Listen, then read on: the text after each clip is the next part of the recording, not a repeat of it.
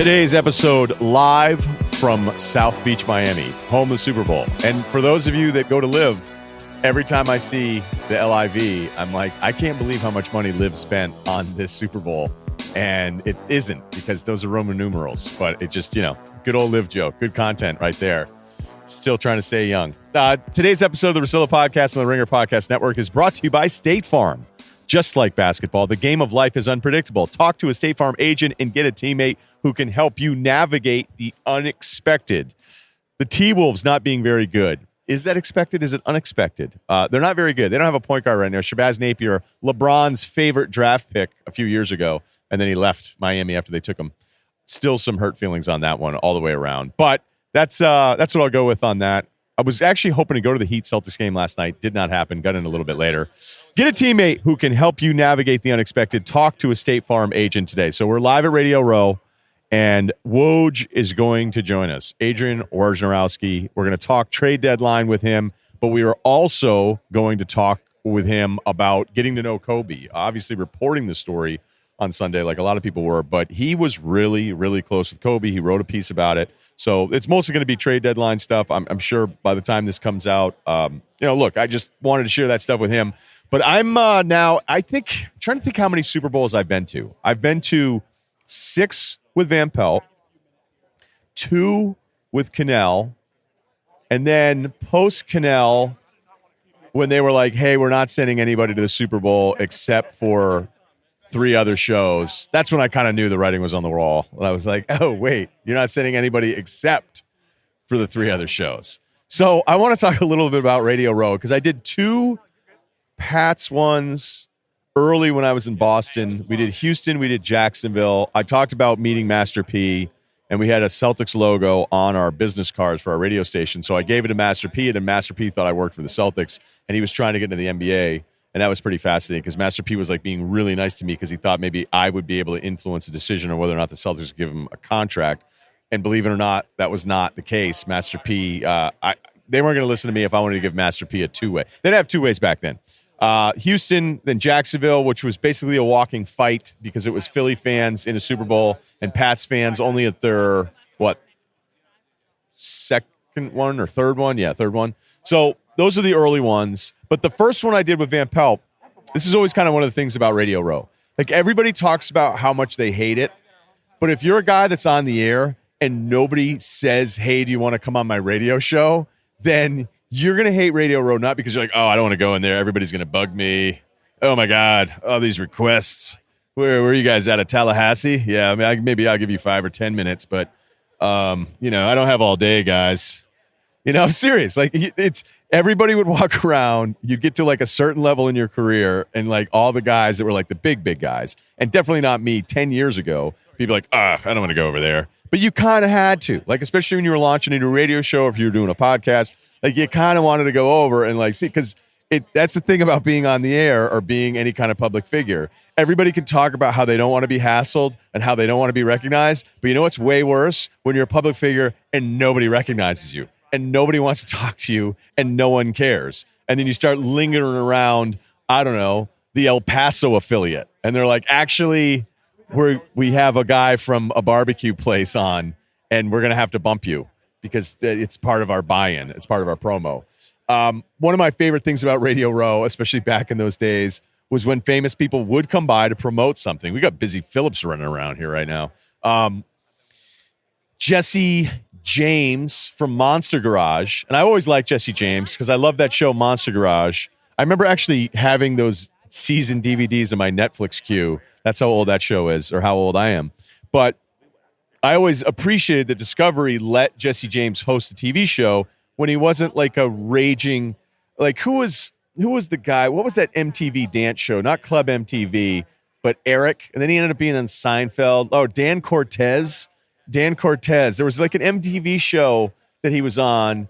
I'm going to look it up right now. We're going to get IT on this. But Dan Cortez had some weird TV show. And I just remember being like, that's what you have to be like to host television shows? Like, that seems weird. And I'm not dumping on Dan Cortez, by the way, at all. What's the show? Dan Cortez, early career. This is all on the fly. Rock and Jock? No, I felt like there was some sort of other show. He was great. He was absolutely great on Seinfeld. But what I'm telling you is that he had like this thing, and then when Jesse James got to do it, like, look at this renegade.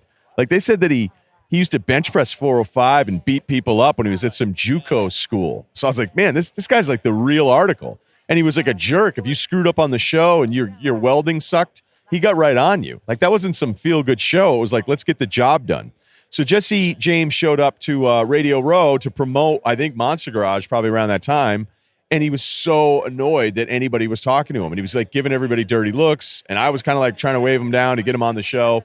And he was pissed off. And I remember being like, if you show up here with all of these shows at the same time and then you're annoyed that people want to talk to you, that's really more your fault. But yeah, Van Pelt and I had a South Beach stage. We didn't even have to come to Radio Row. Full TV staff, freelancers, people running you food. It was incredible.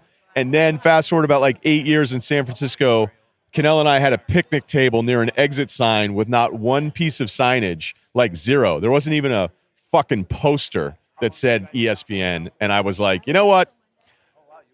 I don't feel great about my own personal growth. And that's just those little things you have to be aware of in life. Like if you have a rental car, you know, with your company, doing some pharmaceutical, and the next thing they're asking if you could maybe use a Bird scooter all weekend to stop by your doctor's appointments.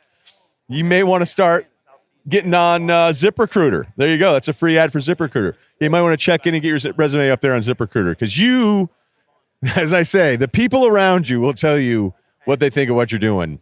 They just may not say it to you. Before we check in with Woj and all the latest trade deadline stuff, let's first check in with Draftkings. It all comes down to this: Super Bowl 54. Who's going to be hoisting the trophy and spraying champagne when it's all said and done? Kansas City and San Francisco. I'm picking the Chiefs. Their season will end on a winning note, and yours can too. This is your last chance to play fantasy football till next season with Draftkings, the official daily fantasy partner of the NFL. Draft your single game showdown lineup and feel the sweat like never before. It's simple. Just draft 6 players from Super Bowl 54, stay under the salary cap, and see how your team stacks up against the competition. Plus, new users who sign up today on Draftkings using code Russillo, Russillo, receive a free shot at the $1 million top prize. Nothing adds to the sweat of watching the game quite like having a free shot at $1 million payday. Get in on the Super Bowl 54 action. Download the DraftKings app now and enter code Russillo, Russillo. During sign up for a limited time, all new users will get a free shot at $1 million with your first deposit. That's code Russillo and get a free shot at $1 million with your first deposit only at DraftKings. Minimum $5 deposit require. Eligibility restrictions apply. See DraftKings.com for details. Let's talk some trade deadline with Woj. Woj, we're a week away. It feels a little slow. I would never suggest that I know nearly as much as you do. Obviously, I don't. So where are we at right now with what kind of trade deadline we could be looking at? Yeah, Ryan, it is a little slow, but it doesn't take long for things to get in motion. Typically, there's a rhythm to these deadlines, and like you have 1 or 2 early deals. Way back, we saw Utah jumped out early and did the Jordan Clarkson deal, which really propelled them, with Cleveland, and then now as we get closer. You start. What's interesting is what's typically been going on all year. Teams have been calling teams about the same players. Like teams generally know who's interested in a player they have or players they have, but the offers aren't very good yet. And now the offers start to get more serious, and that's what you start to hear from teams this week. Okay, now the people who really want a particular player are starting to increase their offers or making offers for the first time. They've just been checking in. But what happens typically is people are afraid to do deals too early because they fear that if they had waited, either they could have gotten more for their guy or they miss out on another deal that all of a sudden somebody else becomes available or they can get a player closer to the deadline. And that's why you typically see in the last 3 hours of trade deadline, 10, 12, 13 deals, because it's a deadline driven business and teams, nobody wants to jump too early. But sometimes you find out like, hey, what we want is there. Like, we're going to do it now. Why wait? Maybe we're not going to get better than this. Maybe the offer will get worse. And so, there's that cat and mouse that is going on, throughout and any sort of trade deadline lead up. How much do you think the price is impacted by what feels like, I don't even know how many second tier guys there are that are being discussed. It's not to knock the names, but the names are all complementary pieces. Certainly not somebody that would change the course of any franchise here. Well, I think that's the thing, Ryan. And there's plenty of teams who are competing to make the playoffs, who are contenders, who would love that complementary bench player, role player to, improve them down the stretch. What are you willing to give up for that? And, the days of the first round pick for a rental, those are largely over. Like, if you're going to trade, look at the Jordan Clarkson deal, right? 2 second-round picks, essentially, to Cleveland. But Jordan Clarkson's a player they could re-sign. Even though he was an expiring deal, they could re-sign him in Utah. He's a player they could go forward with. I think there's always less of an appetite. Like here's an example for you. Toronto, Masai Ujiri. Marc Gasol is going to be a free agent. Serge Ibaka is going to be a free agent. My sense is Masai would rather keep trying to win with them, get in the playoffs, see how far they can go, get Pascal Siakam some more playoff experience. That's still a battle-tested team with a lot of talent. And if you're Masai and you look at their draft track record, and I think this is true like in Oklahoma City too, when you've shown that you can find players in the second round, you can bring in undrafted guys, you can get guys all over the scouting landscape. What does the 25th or the 27th or the 28th pick mean? Like, is that worth breaking up your team, moving on to Marc Gasol, for example? The answer is no. We will find players here. We've proven that. That pick doesn't have a great deal of value to us. And who knows, maybe because there's not a lot of cap space out there for a veteran player like Gasol or Serge, then you can still re-sign those guys at the end of the year when they take a look at the market and go, geez, what I thought was out there may not be there. Maybe I stay here on a lower number on a 1-year deal or a 2-year deal. And I think, Ryan, especially the teams who have veteran free agents, players who are in expiring deals, I don't sense a panic that we have to trade them right now. We're not going to get anything because they can do sign and trades with those players this summer. Look at the teams who have cap space. Memphis, Atlanta. Now, Atlanta would like to improve themselves. Cleveland. These are younger rosters who aren't necessarily looking for that 30-something-year-old free agent in this summer. And so if you're Danilo Gallinari, you may need the Thunder to help you with a sign and trade to go to another team. And a sign and trade allows Oklahoma City to get something in return. Maybe it's a young player. Maybe it's a pick. Maybe it's just an expiring contract to get you through the year, whatever it is. So I think the sign and trade market is going to be significant this summer. And I think that's taking some of the pressure off of teams now who at the trade deadline aren't going to be scared to not move a guy who's going to be unrestricted in July. Yeah, no, that's a really important part in the Gallinari thing and going, there aren't a lot of teams with cap space. Do we need to move somebody now? I think the Thunder are actually a great team to just kind of be more specific on, at least as a question, though, because with Paul, with the way they've played lately and who their four are, like when I look at their four, and I even think Schroeder's been better this year for them too. And they've got a couple other question marks as young kind of wing players that I'm sure they'd love to upgrade. But how much has their success this year maybe changed what some of their plans were, even though I've kind of felt like all along, once Paul was traded there, it wasn't automatic he was just going to get flipped somewhere else because of that contract. The only reason he was really traded is because it was traded for another massive contract. So I'm just wondering how much maybe their philosophy has changed or maybe the way other teams are hearing when they call them about their guys. I don't think their philosophy's changed, Ryan. I think that they're still going to look at the long view here. And I think we can all agree that there's probably no trade for Chris Paul right now. Does that look different in July? Maybe. With 2 years left on his deal, maybe there's some teams who look differently at it. But I think both Chris Paul and the Thunder were resigned to the fact that he was going to play this season out. He's been outstanding for them, probably an all-star, very possibly an all-star. and he's been really good. He's been good with their young players. He's been good helping them win games. It's been a net positive, I think, for based on how people thought maybe how Chris might feel about this. Chris has been outstanding in every way for them. But Steven Adams, Dennis Schroeder, like Oklahoma City knows like that's not the core of their future championship aspirations, right? That's not. But those guys are under contract through next year. And so if somebody comes to them and there's a deal that like just gives them a lot of return, they're going to do it. Now, if they don't really get anything out there that moves them, they know that they can revisit that in the summertime. Those guys will have a year left on their deal. And typically there's more trade options in the offseason around the draft than there are at the trade deadline, because now everybody knows where they're picking. They know it's easier to make deals outside of the season than in season. And so Oklahoma City, I think, is just in a position where I do think they think like they would really enjoy being in the playoffs and getting in. And I think they're going to be in the playoffs. It's hard to imagine unless they make some kind of just absolute free fall, like they're going to be in the postseason when you look at where the West stacks up right now. I think given everything that happened last year or over the summer, I think they really like that idea. I think they've enjoyed this team. I think their fans have enjoyed this team. Like they're not worried about chasing a lottery pick. They've got every pick from now until we're old and gray. They have like one out of every 3 picks until forever, right? So, right. But I think that they'll move any of those guys, but what's going to be the price? Like, what can they get for them?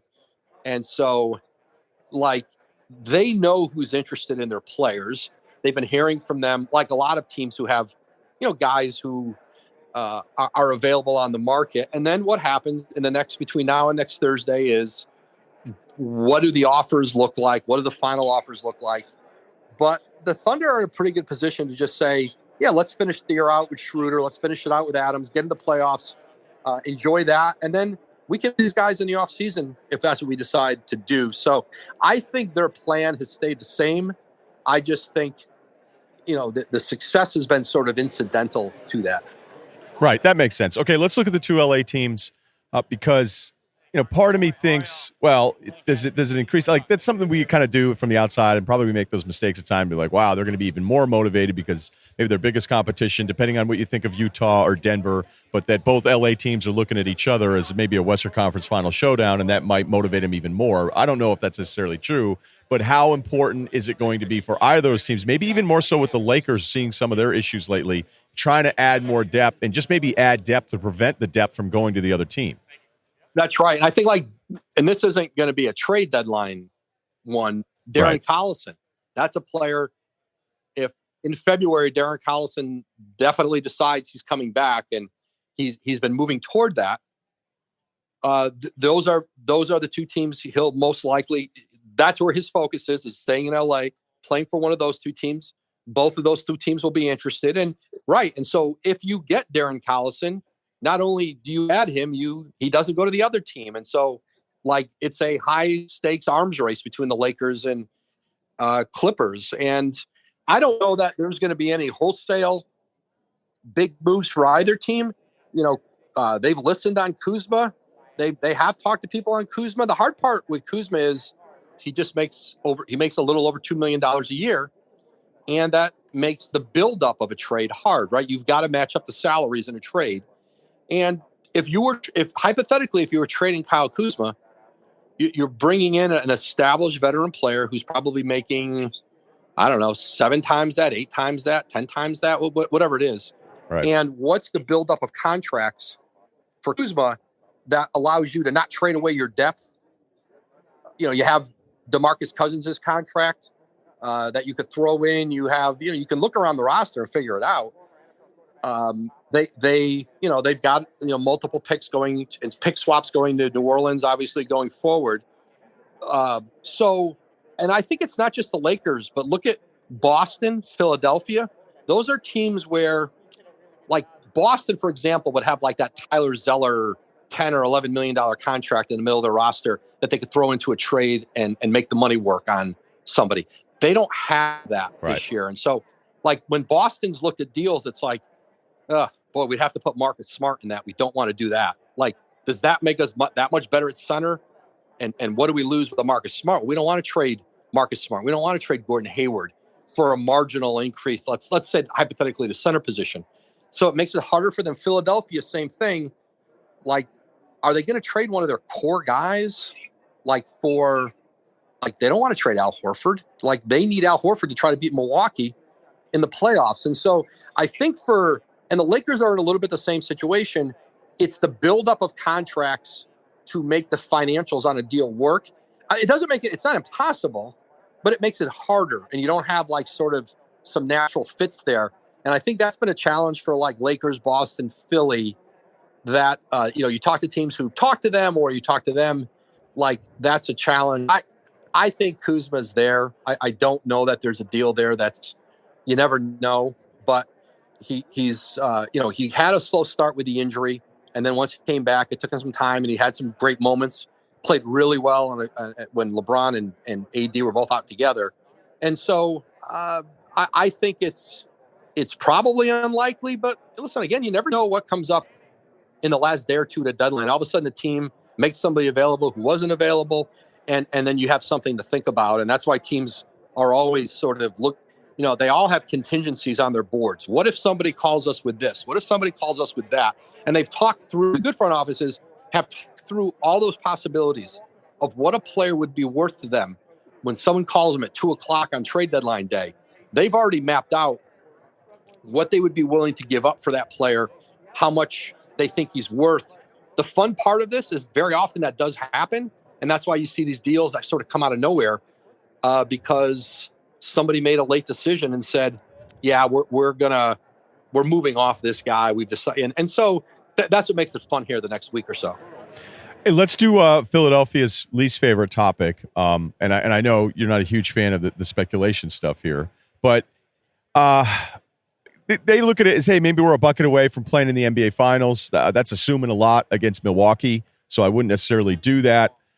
I watched them with Embiid and how much I love Embiid, but I've said this forever. I'm like, he and Simmons, it's unfortunate that these two really special young players, and I put Simmons probably back in that group because you've seen how he's flourished away from Embiid. He's not perfect. He's different, but it's a bad matchup. It's a bad matchup with two guys. Would there ever be, and I don't know how you want to answer this, and maybe you'll shut me down on this, but I feel like in a way there were teams that had given up on Ben Simmons. So if Philly were ever going to, say they had a bad exit this year, say they were like, let's kick the tires on seeing what the market is for Ben versus Embiid, or even if they wanted to flip it around, what would it be? I would think at the very least, this helps remind some of the teams that seemed like they were out on Ben Simmons, the basketball player. It reminds them of how special he can be during this run away from Embiid playing.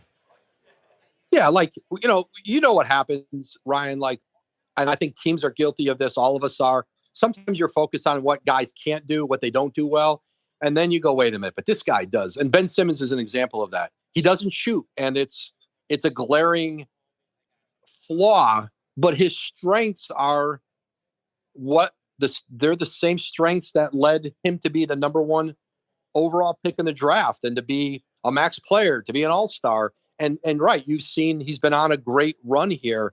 I think that, listen, they were very close to getting to the NBA Finals with a team built around those two players. Yeah. And it was only last year. And I think sometimes you take a step back and you go, you can change a lot of things around. I think typically, if you follow history, you're going to change and try to change things around them before you change them, whether that's roster, whether that's down the road, whether it's coaching, whatever it is. History tells you that before you break up two players like that, you're going to make sure that there isn't an optimum environment or complement to them that allows them to win at the highest level. And so I just think that's a last resort. And this is a team that came really, really close last year, breaking through. And I think you keep trying to build off that, even if at times there's rough, it doesn't look good. There's acrimony involved and all the things that go through it. Typically, you're not going to get value for talents like that if you put them out in the market. You're just not. And five nickels don't equal a quarter. And when you trade a player like either of those, it's hard to feel like you've really replaced them. And so I just think it's the last resort. I think you would see changes around the edges, continue to be trying to figure that out before you move off two guys, especially two guys who are under contract for a long time. It's not like one's coming up on free agency and you go, well, we've got to make a decision. They're both under contract for a long time. They don't have to do anything. Which players can you share with us?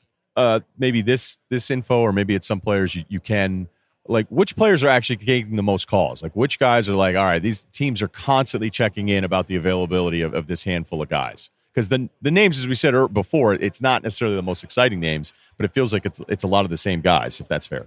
Yeah, I think it's kind of impossible to measure, Ryan, because like the guy who's getting the most calls in the league might be somebody you go, yeah, that guy's like the 10th guy in somebody's roster. There's certain guys who just they fit a certain role that they're not a high profile player, but teams want to get at. I do think, New Orleans, people would like to get at their guys, and so far David Griffin has wanted to continue to see how their pieces play around Zion.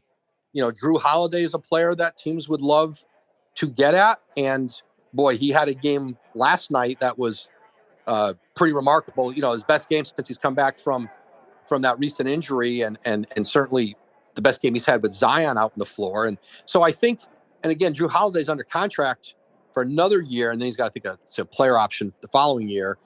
But teams would listen. Everybody would love to get JJ Redick, and they're not trading JJ Redick. Like they've got a team here now with Zion back that they hope can make a run at the playoffs, but certainly is fun to watch. And like, he's under contract another year. You can just sort of, there's no pressure to have to do something at the deadline for all these teams.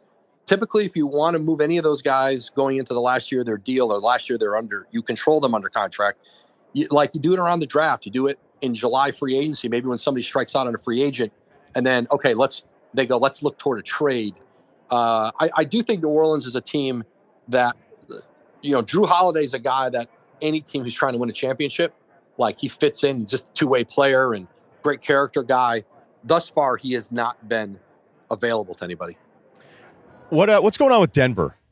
Because they're always connected to rumors, but I don't really know, other than, I've always kind of made this joke that I think I've heard more Malik Beasley rumors than any single player in the last 12 months. I don't know what they would do, because they clearly, to me, they need, I don't care what the record is, they need to add something that's a more solid third person, but I don't even really know that guy's available.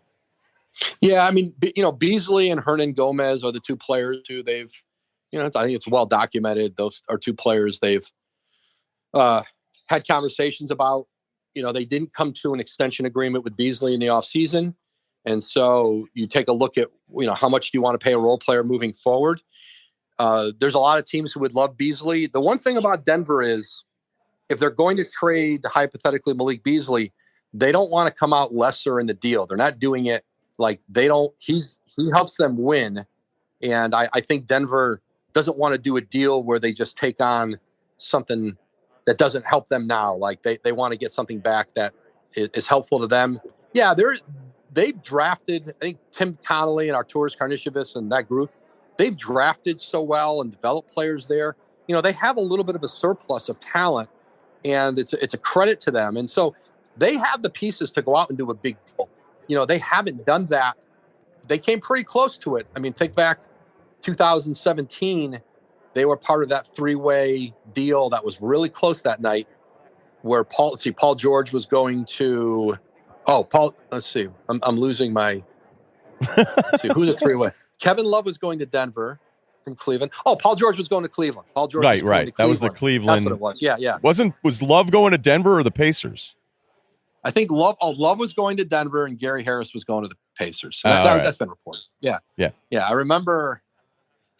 I do remember, like, I wasn't starting until midnight that day at ESPN, and it was like 9:00. And I remember just saying to one of the people involved, "Could you just hold off on this deal till midnight? Could you? Is it possible?" But that was not.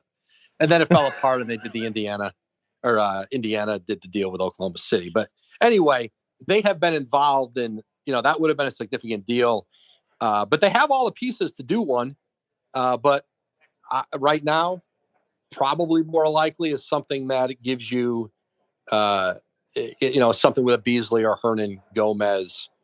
And you're right. Do they probably have to do something to get up there with the two LA teams? They probably do, but that doesn't mean they have to do it right now. It maybe it comes in the summer. Maybe they get the growth internally that gets them there. But they probably, how well they're built for a deep postseason run versus how they're built for the regular season, I think is something they're still trying to figure out with the guys they have. This is not a playoff team. I made the joke a couple weeks ago that when I watch Karl-Anthony Towns, I think he's like the most miserable guy throughout an entire game. Your colleague and a guy you've known a long time, Bobby Marks, is like, look, it's year one of a 5-year deal, so that would be really unprecedented. So Minnesota doesn't have to do anything here. I always kind of think of this like, what's the best way to ask this question? I imagine, and this is always kind of one of those things, like when the Warriors were monitoring it, it became a story, and then it's like, well, clearly the Warriors would be paying attention. Any team would be paying attention to the Karl-Anthony Towns story in Minnesota. And then what will happen is the national guy will say that, and then the local guy in Minnesota will say, check with sources, and they're not moving Karl-Anthony Towns. It's like, well, of course. Like, both guys are getting accurate material here, but it just kind of gets kicked around all over the place as if everybody's trying to say that everybody's wrong. I don't know what's going to happen there with him. I know what other teams are hoping is going to happen, but it still feels fairly early despite another disappointing season from this T-Wolves team. Well, I mean, Minnesota needs to get a point guard. I mean, they've got to get a point guard. And, that's going to be the next step for them, whether they can get one at the deadline, whether they get one this summer in a trade. They want to keep building around Karl-Anthony Towns. Gerson Rosas didn't come in there to move him at the trade deadline in his first season.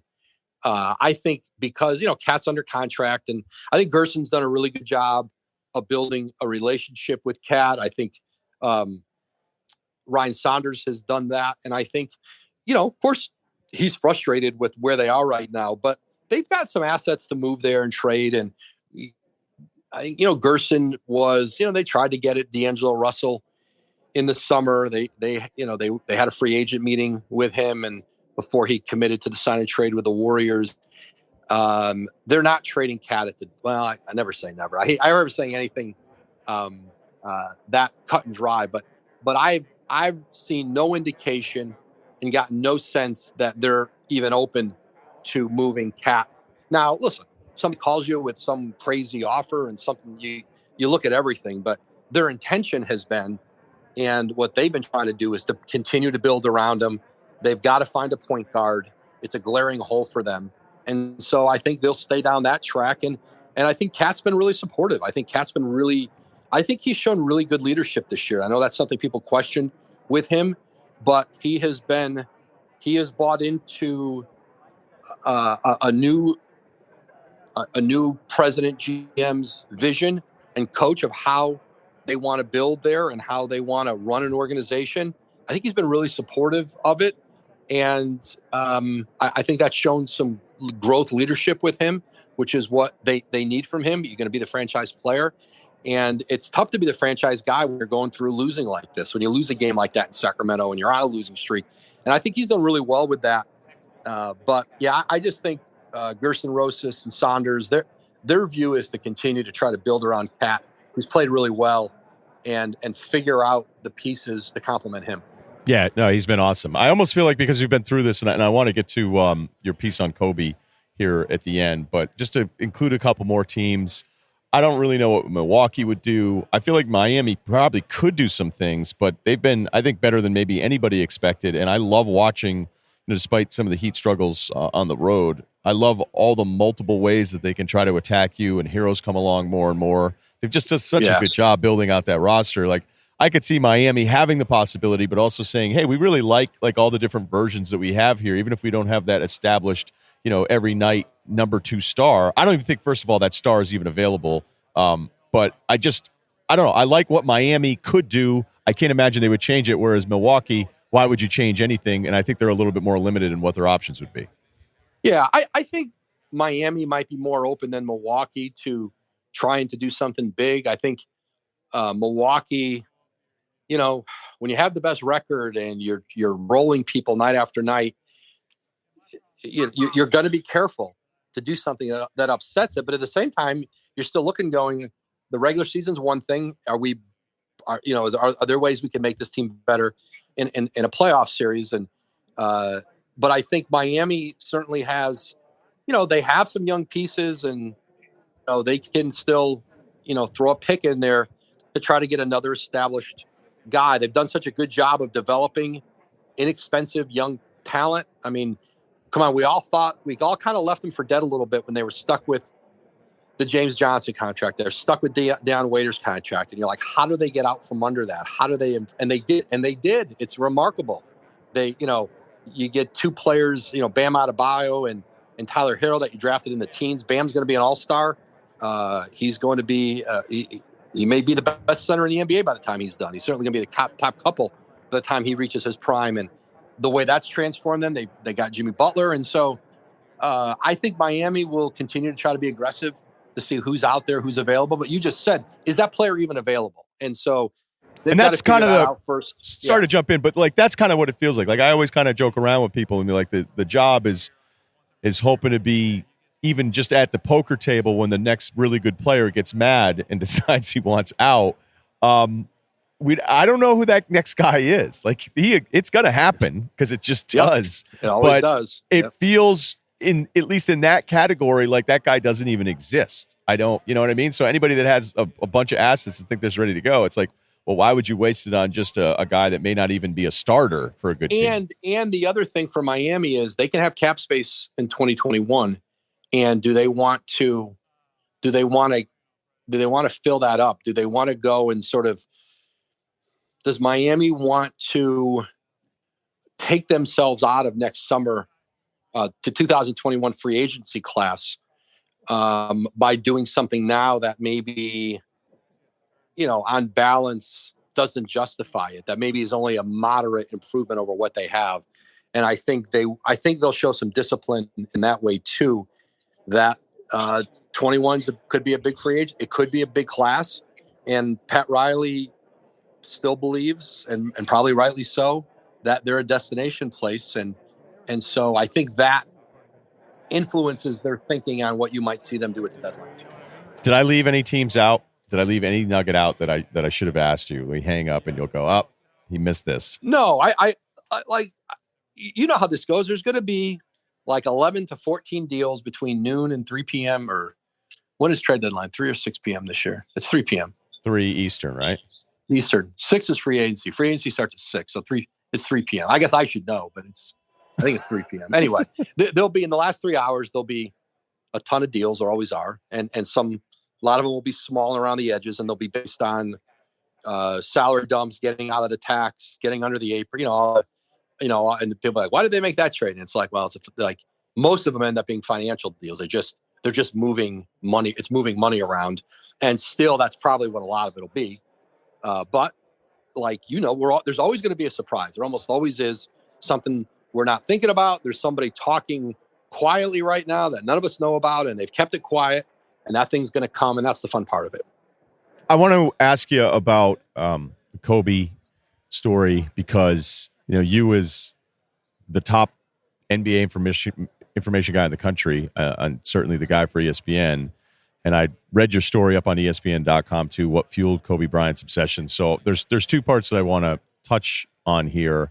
I know you were close with him, and we'll get to that. But to be in the car, to be on the phone with an executive talking deadline, and then to have the very beginning of this horrific story start and you get notified, but then also be tasked with trying to figure out how to get this right. What was that Sunday like for you, Woj? Yeah, I mean, pretty. I mean, I know this word gets thrown around. It was pretty surreal. I was driving with my wife we were coming up to Bristol. My dad still lives in Bristol. It was his 90th birthday. And we were going to come up and take him to dinner. I thought Sunday was the last day I had. It was a good day to drive up and drive home and take him to dinner for his birthday. And we were in the car. We were about a half hour. It's like a 2-hour drive from our house. And we were about a half hour away. And I was on the phone with a GM about just talking trade deadline stuff. And I got a text going from another GM saying, tell me this isn't true. And I sort of looked at it. I didn't know what reference to. And then my phone rang, and it was somebody. My phone rang, and I sent out the voicemail. I thought it was somebody calling about something. I had texted somebody an article to read And I thought they were calling me back about that article to comment on it. I'm like, well, I'll get back to him later on that. And then all of a sudden another text and another text. And I told the GM, I got to call you back. I don't know what's going on here. And my wife had her phone and she saw the TMZ story. And I pulled the car over and started to make calls and got some incoming calls with information. And, but yeah, it was like anybody else. It was, when you heard the helicopter part of it, and I just remember having a lot of conversations with him about the helicopter. And, he used to fly the helicopter from down in Newport Beach up to LA. I think he used to land on the roof of that Ritz because he had a place on that Ritz. And so he'd be there for the day on a game day. And I remember him joking with me once. Well, I don't know how much he was joking. And it's funny. Jerry West talked about it the other night, like when he thought about the Clippers once. And most of it was Kobe was mad at some people. He was mad at everybody with the Lakers, and he was threatening to sign with the Clippers. But if you remember, there was a time when the Clippers they started to play more games down in that Honda Center, maybe in Anaheim, and the Toyota Center. The Clippers were playing like a few games down there. And there was a time they talked about maybe the Clippers would move down there. I'm trying to remember what year it was. And I remember Kobe saying, well, like that would make that a lot more appealing to me. Like that essentially, if you had a shorter commute, because he wanted to live down there, that the Clippers actually moving their team to down there. And it was a little bit facetious, but it was also, but what it spoke to was like, I don't want to make that drive. I'm going to get it. I ride my helicopter. I'm not sitting he hated sitting in the traffic. Everybody does. And so he's been flying the helicopters around. So when I heard that part of it, Ryan, that there was a helicopter, it felt more believable because he was always moving around in those. And so then when it's a Sunday morning and you're going, and I was just talking to Rob Pelinka a few weeks ago about Kobe coaching Gigi and how much fun he was having coaching. I think Rob was at one of the games. I don't know if one of Rob's children were playing or he was there watching too, but he was talking about seeing Kobe coach the girls and how much fun he was having doing it. And Kobe had expressed that too. And so it made sense on a Sunday morning, like, where would you be going on? Like, my son played a lot of travel basketball. Like, you're spending your Sunday mornings going to these. That's what you do. That's when the games that you can get like a tournament on a Sunday morning. Like, that's sort of the window of time. So, like, sort of that in my head, right away, you felt like, that fits the puzzle, right? It's not like, wait a minute, why was he doing that? It sort of, and that's where it started to make you feel like, and listen, TMZ to their, like, they don't get those stories wrong. Like they don't, like they're very accurate and based on based on my interpretation of how, like, and so, but I had to be sure. And then I, was able to get a confirmation that I felt very strongly about it, and then reported it. And it was, it's like everybody else. Just he was somebody who you felt was indestructible and bigger than life. And it was Kobe was a mythic figure in a lot of ways. Flawed, like a lot of, like, he was not without flaws. There's no question about that, like any of us. But it's certainly, everything about him was bigger than life. And you're seeing that in the outpouring since then, the reaction, the way it has resonated with people all over the world. And it's been, several days unlike any I've spent covering anything. And I don't want to compare that to obviously what not only his family, but the families of all those victims, what they are waking up to now is just, it's horrific. Yeah, of course. I didn't really realize, even though I've got to know you more the last couple of years, I didn't realize how close you were with Kobe. And again, check out that piece up on ESPN.com. Like, that was, I don't know if you were his guy or that was your guy, but can you share with us a little bit more about that time where it felt like you guys were pretty aligned as he was closing out his career? Yeah, we talked a lot. I mean, I wrote about him a lot, and I got to know him much better at the Olympics in 2008 in Beijing. And there was a lot of media there, but it wasn't like it is now. And you would have like these pretty extensive windows to talk to the guys at the Olympics. And some of the guys wanted to talk more than others. And Kobe used that Olympics as a time to really, like, the Olympics, if you're a player, it is the best time. Like, there's not going to be anything but really overly positive coverage, right? Like, you, for the most part, especially then, you're going to win every game by 30. You're not getting asked questions about why'd you miss that shot? Why'd you take that shot? Like everybody's a superhero there. You're winning big. Like, the stories are just sit and talk every day. And it's a great opportunity to, have your story told. And Kobe, so I got to know him much better there. And then it just carried into that next season and the following seasons. And, he liked to talk, and I wrote about this, like, at any given time, sometimes he was sending messages to a teammate, to management, to a coach, to an opponent. Sometimes he was doing all of that in one interview.